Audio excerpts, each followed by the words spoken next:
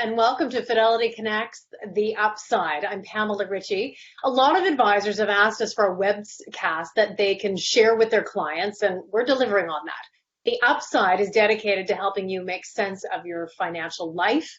And today we're joined by Fidelity Portfolio Manager Ramona Persaud. She specializes in the art of investing in global dividend-paying companies, and there's a lot more to her strategy, which we'll get into in a few minutes. But she can offer you perspective on how to navigate through these turbulent times in the markets. Welcome, Ramona. Great to see you. You too, Pamela. So I'll just make sure that everyone knows they can send us questions to put directly to Ramona. She'll take your questions. Just hit that Q&A button that's on the right side of your screen there, and we will get those in and make your questions part of this conversation. Ramona, I wonder if you can begin by giving us some perspective here, really stepping back and kind of telling us your observations generally. It's a broad question. Sure. So observations, there's a lot of fear. Understandably, it's a really difficult time to be an investor in the market, and it's a difficult time to just be a person because there's so much fear about health risk. But I also believe it's an extremely exciting time to be alive. And what I mean by that is that it's a moment in time where people are coming together to help each other. So it's a moment in time where the strong are compelled to take care of the vulnerable all across the world. So it's a global phenomena of just community.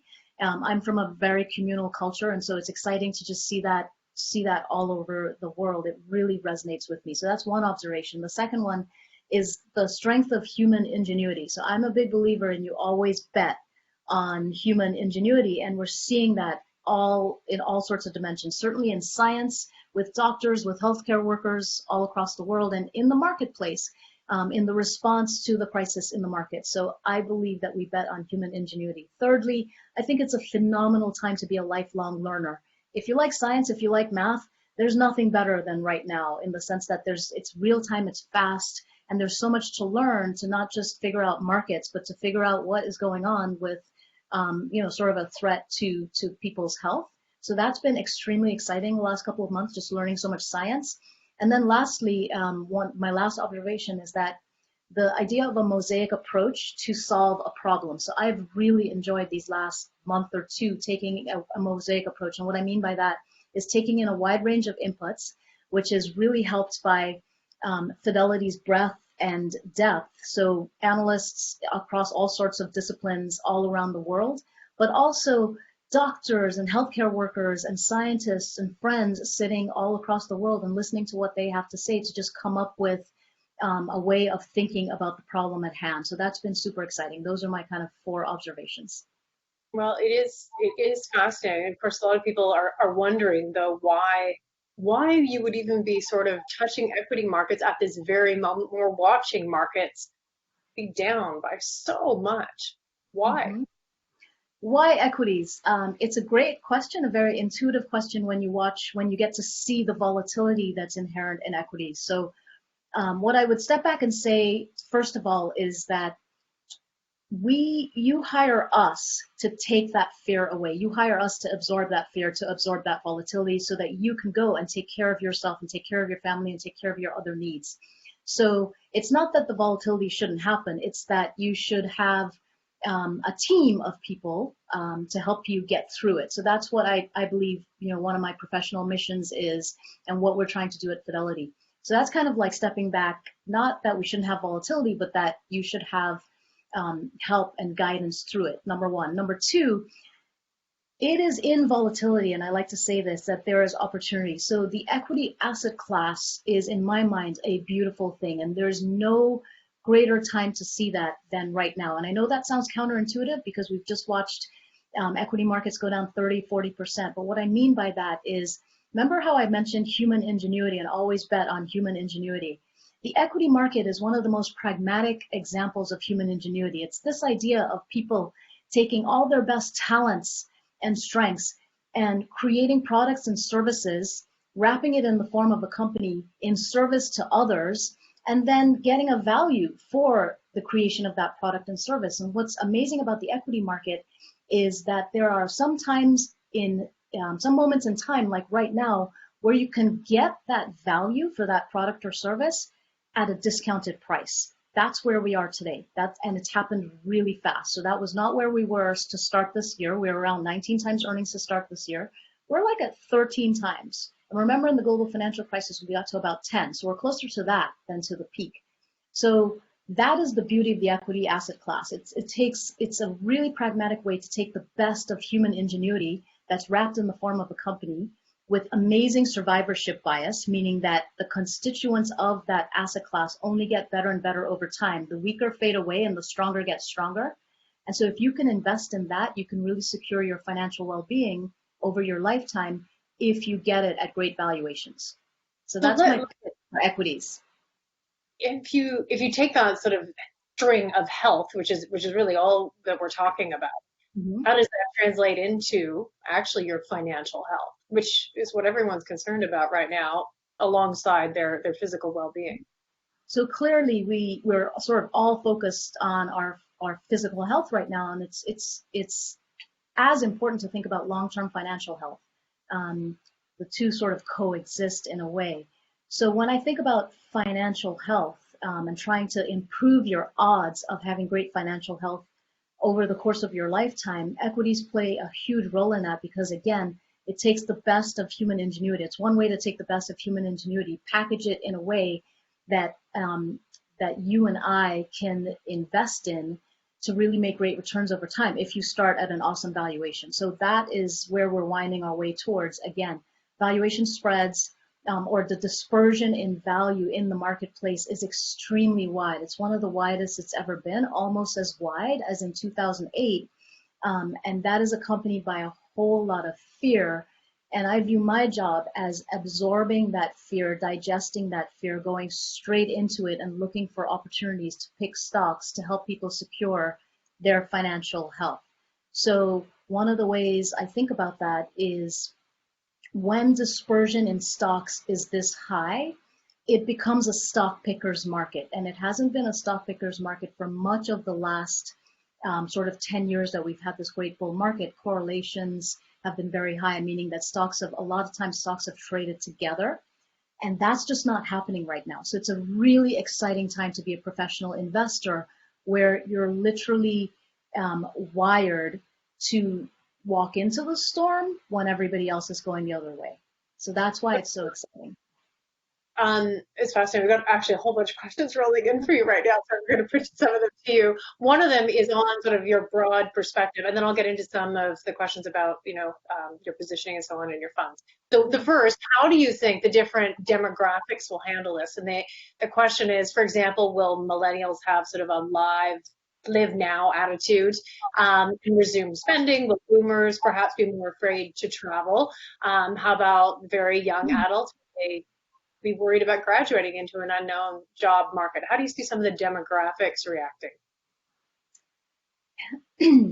I think if we go back to my sort of starting principles of one, it's an incredible moment of time to watch everyone take care of everyone else, just to watch the strong literally go to war to help the less strong.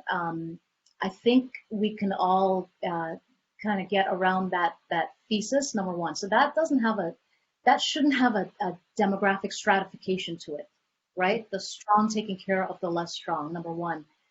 But more pragmatically, number two, going into a tougher job market is something to really empathize with, which is why the role of fiscal stimulus seems so important. And after the experience of the global financial crisis, it seems that governments really get it this time. They have thrown everything they have at it. So to put it in numbers, if in the global financial crisis in the US, more or less, the number was, call it 5 to 6% of GDP, it looks like something between 10, maybe going to 20% of GDP that's being thrown at this. So just to scale the magnitude, and the response has been extremely quick. So if I'm a young person about to graduate going into a job market, yes, it looks tough, but one of the roles of government potentially is to help soften that for me, especially if the factor that's making it tough is so exogenous. Number one. Number two, going back to human ingenuity, there is so much science coming together to solve this thing that there is a huge potential for it to be fairly quick in the sense that it is the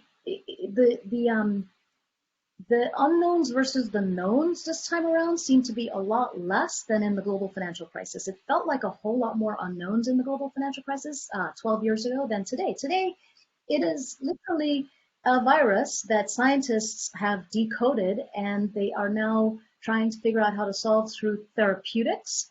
They're making a lot of progress there, and through a vaccine.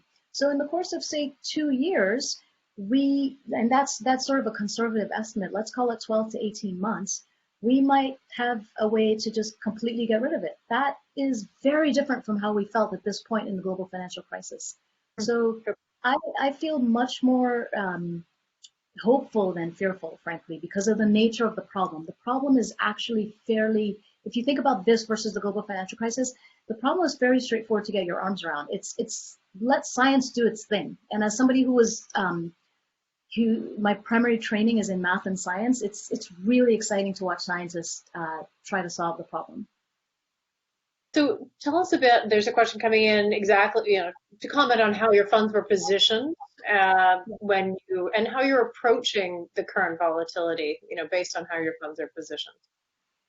Sure. So just to step back, I want to give a reminder about what my strategies are designed to do. So they are designed to do three main things. Number one is produce investment return that is sourced globally. Number two is to provide downside protection. So in market drawdowns like the ones we have seen, in the context of this being an equity fund that is more or less fully invested, the goal of my strategy is to do better than the markets. And number three is to provide a reasonable level of income. So the funds have very well delivered on the second goal of downside protection. So I'm really happy about that. They've done what they were designed to do. I believe we're now moving into the phase where the funds are going to produce investment return if I can participate in this, what I think is a really strong asset class at these amazing valuations. So those are my goals and what I'm basically spending my time doing. Remember when we had our webcast right around the peak of the market, February 13th, I believe it was, and it was about the virus.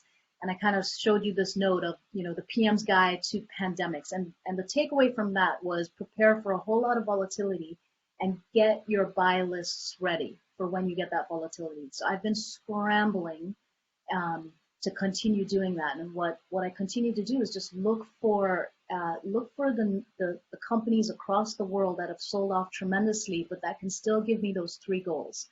One, investment return all across the world. Two, downside protection. And three, lots of income. Yields are a lot higher today, so I can find great yielding companies at much better valuations today. That's how I'm approaching this market. There's a question coming in, Ramona, about housing markets.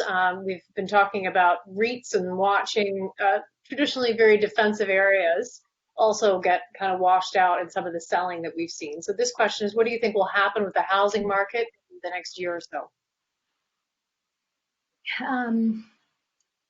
It's hard to say. I guess it depends on which housing market. My funds are global, but rates are really low. So if governments and all the fiscal stimulus that's coming through, and in the US, one form of stimulus was to try to protect the mortgage markets. So one of the first things announced was for mortgage markets. But if the stimulus is such that for a couple of quarters, you've got a tough situation where demand just completely evaporates, supply chains are still sort of disorderly, but fiscal stimulus steps in to try to protect people's incomes, then potentially at these low levels of interest rates, you could still have housing markets be okay.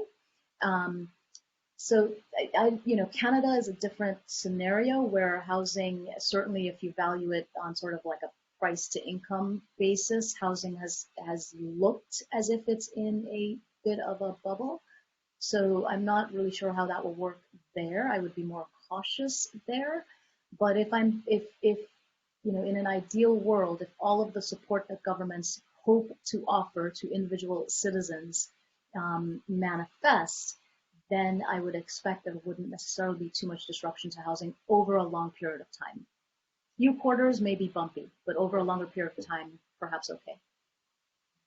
You mentioned a bit about your process. A word that you will use often in conversation is having sort of comfort within discomfort. And this is, to an extent, maximum discomfort for a lot of people. How does that roll into, again, sort of letting you absorb and I guess really an advisor guide people through this discomfort? Absolutely. So I really strongly view that our role, our purpose professionally is to be comfortable with discomfort so that you, the investor, don't have to suffer through it alone. There are some um, interesting types of people who are drawn to this kind of work, the sorts of people that love storms and sort of love the adrenaline, the adrenalized nature of the work. Um, so I believe that the way that I'm wired really sets me up well for environments like this, where um, the market goes from 19 times to 13 times, and the more it goes down, the more hopeful I become, the stronger my belief becomes in the strength and benefit of having an equity allocation to your portfolio in order to secure your financial wellness. But again, that's very much tied to what you're paying for that allocation. So as that asset class gets cheaper and cheaper, in my mind, the allocation should get larger and larger. And that is very counterintuitive to normal human nature, where the more you see something uh, getting reduced, the more fear you feel. So that's kind of my philosophy about about the role and service that we provide to people, is to be a shock absorber, especially at times like these. So there's so many questions relating to. I'm going to get to as many as we can here. When the downward trend ceases and volatility subsides, what sectors would you overweight? So, a question about sectors. How do you look at the different sectors that'll come through this on the other side? Cyclicals is one of the suggestions that this person sending in a question has Sure. suggested. I'm not sure that you wait for the volatility to subside in order um, to set up your allocation. So what I've been trying to say in different ways is to be this shock absorber. And I'm not saying it's easy, but it's sort of what the job is to be this shock absorber. You have to be willing to change those allocations, with the VIX at all-time highs, with volatility extremely high. So one of the ways, so I've tried not to be too technical and use too much technical language, but I'll throw something out there and hope that it's okay. One of the ways I've thought about um, this market is not just in terms of the 19 times earnings necessarily in the US market going to 13 times and looking at the 13 versus the 10 that we got to in the global financial crisis, but also looking at dispersion of the market, stock price dispersion, and if I'm going to get paid for taking active risk versus not, right? And then I'm looking at dispersion within sectors. So when you look at stock price dispersion, especially in cyclical sectors, let's call it financials, industrials, materials, energy is off the charts. It is so wide that you are being paid to step into that risk. So I've been spending a ton of time on financials, which have gotten a lot cheaper, and which, by the way, are much healthier than they were going into the last crisis. Notice that this crisis was not led by financials. Much healthier balance sheets. So financials, one really interesting area. Industrials, there are actually a lot of very high quality industrials all across the world, certainly in Europe. If you look at industrials certainly in the US, I meant high quality industrials. If you look at industrials in Europe, extremely cheap right now. If you focus in on transports, so not necessarily airlines, but shipping companies. I own a shipping logistics company that is based in Hong Kong that is incredible at what they do. They're incredible capital allocators. They know how to generate free cash flow and redeploy that free cash flow. They invest their cash flow counter-cyclically, so they should do great coming out of this crisis. So I actually use the volatility to reposition into the stuff that has the most fear in it. So the most fear right now, again, is financials, industrials, commodities, and so materials and energy.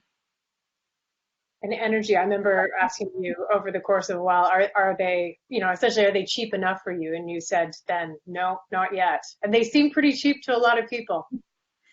They are definitely cheaper right now. The other area that has a lot of dispersion, obviously, is consumer discretionary because everyone's home, no one's going out. So if you look at hotels and restaurants, extremely cheap. And guess what? The minute the restrictions are lifted, do you think people are not going to go back to restaurants and hotels and on vacations?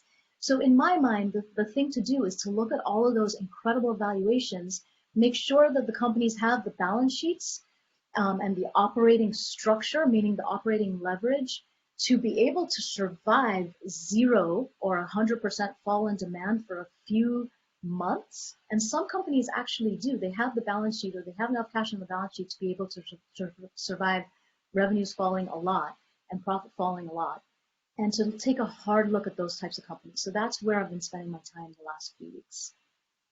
The question coming in on the market action today, you mentioned financials that, looking very cheap. Well, they're actually having these massive jumps up, U.S. financials, in the market today. And we are seeing, volatility being spelt out in front of us. Someone asking, how do you account for the upside that we're seeing in markets right now, today? How do I account for the market being up today? Well, I guess after it's been down 30 to 40%, depending on what market you look at, you would expect to have a test of the low, sort of a retest of the low, and you would expect to have days where you have, great big up moves and big down moves. I think what's driving today specifically is hope around fiscal stimulus. So the last time I checked the headlines anyway. So again, the numbers that I threw at you are, let's call it somewhere between 5 and 10%, depending on how you measure it, of GDP in the US that was sort of put out for the global financial crisis. Today, we're already at like 9 to 10%. And if things keep getting worse, so if, let's say, the virus numbers come in a whole lot worse than the already wide range of estimates that people are anticipating, and expect that number to go higher. So there's a certain amount of enthusiasm about that today, which is not that surprising given the 30 to 40% down move that we've had so far from the peak. Are you willing to venture the question coming in about what a recovery might look like? There's discussions of V's and U's and L's and different shapes. What do you think? I believe that the asset class has a beautiful sort of survivorship bias. So the equity asset class has a natural survivorship bias to it that leads to real rates of return over time. So better than inflationary growth over time, because it literally takes the best of human talent and human intention to serve others and wraps it in the form of companies again. So I think it's a great asset class if you could buy it at a great valuation. I'm not trying to necessarily put a near-term shape on it, because I'm not investing for the next 2 months or 3 months or 6 months or even for the next year. Like if I can buy equities somewhere between 10, 11, 12 times potential earnings, right? And I can do that with a 3, 5, 7, 10-year time horizon. That is a really nice setup. So that's the way I'm sort of thinking about what the asset class, if I have an inherently positive view of the asset class, what the asset class is presenting us today. I want to move into probably the last question here. There's still a number rolling in here. We will get back to you if you've written a question we haven't actually been able to answer today. There's just a large volume. But I want to ask you, Ramona, to, how do you sort of calm the fears of people out there right now as sort of a final comment on what some of the people have been asking today and just how you're maneuvering these markets? So to try to develop my own sense of calm when my screens are flashing like crazy and, the volume of stuff coming in is like drinking from a fire hose. The last time this was the case was in 2008.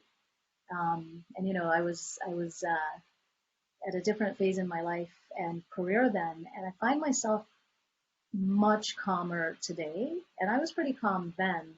It's the passage of time. It's the strength of experience. The way I think about my own sense of calm that may be helpful is this is a moment in time where there is so much positive. It's a moment in time for us to all take care of each other. And it's a moment in time to take care of to really secure our long-term financial well-being by having the opportunity to invest in an incredible asset class at a great price. So that gives me a tremendous sense of calm, both in terms of like serving others, so obviously serving investors, but serving my community. So not only obviously are we staying home and being really careful about interactions, but um, some of my neighbors are older, some of my neighbors are sick. Um, I have a lot of healthcare professionals in my family that don't have uh, personal protective equipment, and they're going to work every single day at great risk. And being able to do something for so many people, so do something for my neighbors, do something for my brother and his wife and my cousins who are all working in hospital settings, is incredibly calming, is incredibly motivating and grounding. And then knowing that, working really hard, sifting through tons of companies across the globe in service to our investors to be able to help secure their financial futures is incredibly calming and grounding. So I'm hoping that maybe that resonates. I really sincerely mean it. Ramona, it's great to speak with you and actually just to get a sense of how you're entering this and trying to make money for people. Thank you very, very much, Ramona Persaud, for joining us today on Connects the Upside. My pleasure. So for everyone watching, just want to let you know that we're thrilled that during these challenging times, it's obviously easy to give into a bit of an urge to get out of the markets.